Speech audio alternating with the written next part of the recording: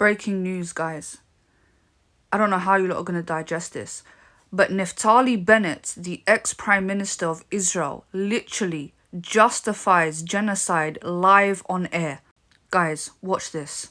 Those Palestinians in hospital who are on life support, and babies and incubators whose life support and incubator will have to be turned off because the Israelis have cut the power to Gaza.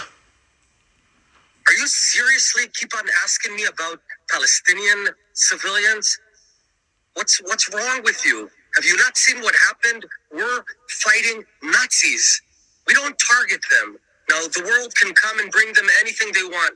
If you want to bring them electricity, I'm not going to feed electricity or water to my enemies. If anyone else wants, that's fine. We're not responsible for them. This is the point. But you this keep is on. the point.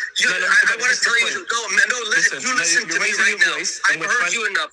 No, I understand. We're trying to have a conversation here. Listen, this is my program. This is my show.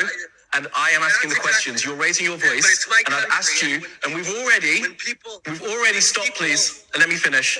We've already distinguished between Hamas. I want to tell you, shame on you. You're trying to speak over me. We are not. Shame on you. It's nothing. So according to Naftali Bennett, innocent children are his enemies.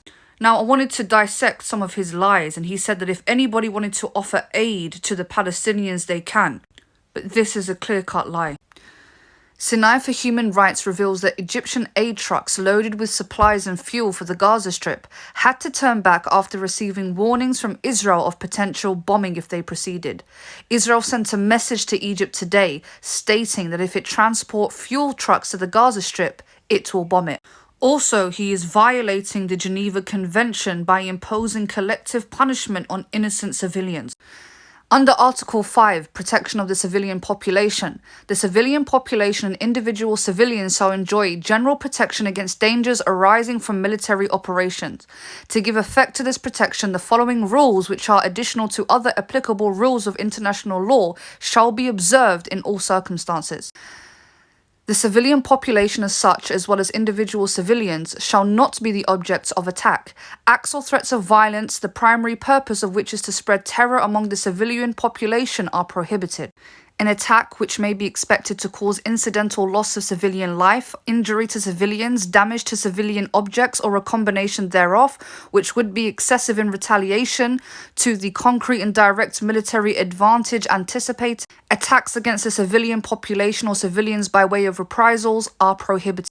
Whilst many of us in the comforts of our homes are not directly involved in this war, we still have the opportunity to win the information war. Israel is putting out so much lies and propaganda, but at the same time they expose themselves. You heard it from the bloodthirsty demon's mouth. He literally classed innocent children and incubators as his enemy.